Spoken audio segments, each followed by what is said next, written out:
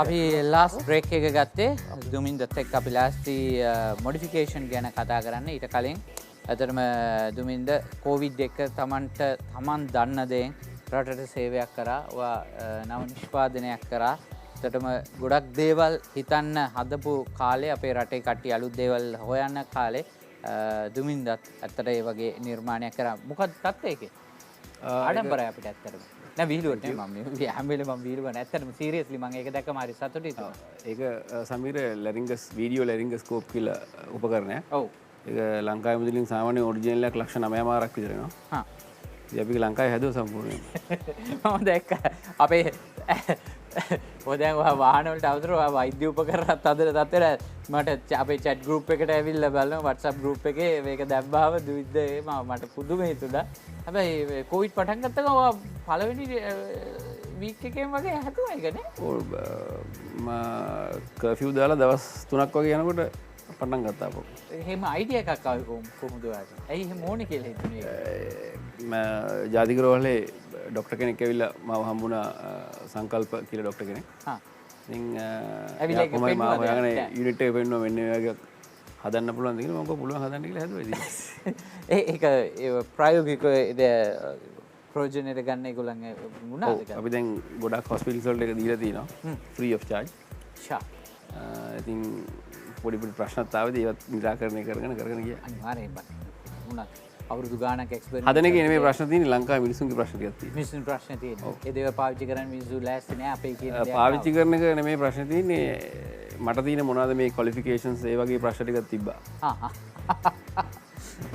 මොකක් හරි හේතුවක් තියෙනවා අපේ ඉතින් අර කියන්නේ කිතුල් ගහට නැග්ග මිනිහටත් මොකක් හරි හේතුවක් තියෙනවා අපේ මිනිස්සුන්ට එහෙම තියෙනවා ඉතින් කවදා අපේ රට දියුණු වේද ඒක පැත්තකට දාලා ඒක තමයි ඛේදවත් ඒ වගේම දැන් තියෙන ප්‍රශ්නේ මේ ලංකාවට වාහන ගෙන්නන්න තියෙන ප්‍රශ්නේ ඔව් ඇයි අපිට හදන්න බැරි සමීර මොකක්ද තියෙන ප්‍රශ්නේ මීට අවුරුදු ගානකට කලින් මීට වඩා ලොකු දේවල් ටිකක් අපිට කරන්න තිබුණා ඔව් ෆියට් එක ලංකාවේ උපාලි සමාගම හැදුවා මගේ තාත්තා මීට කලින් කාර් එකක් හදලා රෙජිස්ටර් කරලා තියෙනවා ඉතින් ඒ කාලේ ලයිසන් එක තියෙන ඔයාට අදටත් වාහනයක් ලංකාවේ ඒ කාලේ සිංගල් වයිපර් එක ආවා කියලා අදටත් ඒ රෙජිස්ට්‍රේෂන් එක දුන්නේ නැතිව ඊට පස්සේ වයිපර් දෙකක් හයි කරන් ගියාට පස්සේ තමයි ලයිසන් එක දුන්නේ.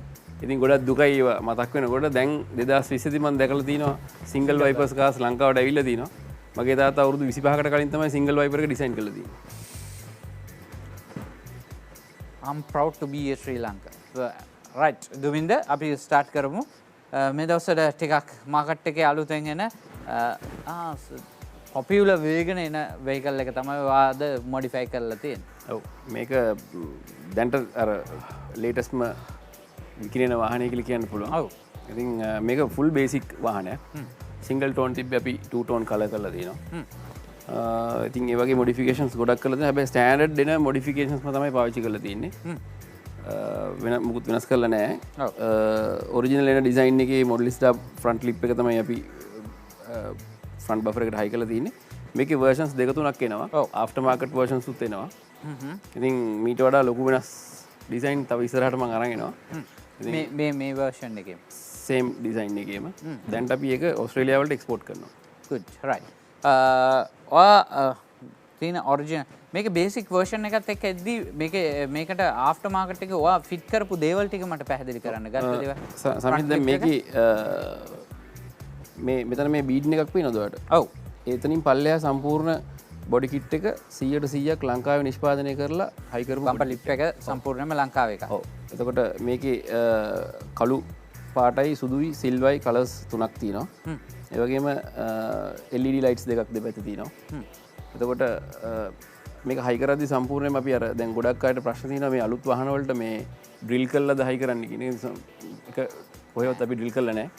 ඔරිජිනල් එන බෝල්ට්ස් දෙක දෙපැත්තේ දාලා ෆ්‍රන්ට් සම්පූර්ණයෙන්ම මේ පේස් කරලා තමයි ෆික්ස් කරලා තියෙන්නේ. රයිට්. වීල් එක වෙනස් කරා. පොඩි ප්‍රශ්නයකට. ඔව්. මේ මොඩලිස්ට් බොඩි කිට් එකම මෙහෙ නිෂ්පාදනය කළා. ඔව්. ඒක එහෙන් කරන එකයි මෙහෙ කොස්ට් එකේ වෙනස කොහොමද දන්නේ? ලොකු වෙනසක් තියෙනවා. දැන් අපි ඔරිජිනල් සෙට් එක අපි සාමාන්‍යයෙන් බැලුවොත් එහෙම ලක්ෂ 5 ගානට කිව්වොත් දැන් එනකොට. ඔව්. මේක ඊට වඩා ගොඩක් අඩුවට හදන්න පුළුවන්. ලැරින්ගස්කෝප් එකේ දෙවෙනි එක මේක. මේක ශ්‍රී ලංකා. ගොඩක් වෙලාවට දැන් ලංකාවේ දැන් ඇත්තටම මේ යන සිස්ටම් එක හොඳයි කියලා මට හිතෙනවා. මොකද ඉම්පෝට් කරන්න ඕන එකයි එපා එකයි හැමදේම ලංකාවට ඉම්පෝට් කරාම මේ රට කවදාවත් දියුණු වෙන්නේ නැහැ සමීර. අනිවාර්යයෙන්. ඉතින් මේ වගේ වෙලාවකදී හරි මේ දැන් ලංකාවේ හදන්න පුළුවන් දේවල් ටික හදලා එළියට දාගත්තොත් රට කවදා හරි දවසක උඩට එයි. එහෙම නැත්නම් හැමදාම පල්ලෙහාට ගිහිල්ලා වෙන රටවලට අපිට යටත් වෙලා හැමදාම වෙන්නේ.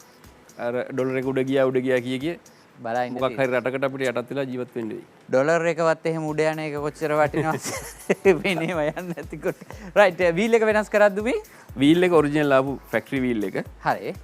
ඒ වගේම සයිඩ් ස්කර්ට් එක ගැන කියන්න ඕනේ මේ සමීර දැන් සාමාන්‍යයෙන් ඔරිජිනල් ජෙනුවින් වෙන ඩිසයින් එකම තමයි මේක අපි පාවිච්චි කරලා තියෙන්නේ.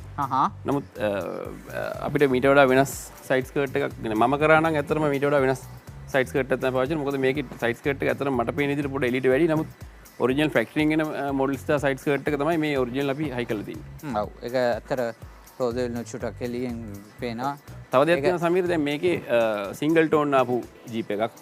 එතකොට සාමාන්‍යයෙන් දැන් ඒකට වාද 2 ටෝන් කරේ? ඔව් ඒ 2 ටෝන් එකේ සමීර මෙතන මේ ජොයින්ට් එක අල්ලලා බලන්න පුළුවන්. මේක අපිට පොඩ්ඩක්වත් අතට අහු වෙන්නේ නැහැ. ඔක සාමාන්‍යයෙන් ෆැක්ටරි එකකින් එන එකේ අපිට ජොයින්ට් එක මම ඉස්සරහට ගෙනල්ලා පෙන්නන්න මෙතන අතට අහු වෙනවා.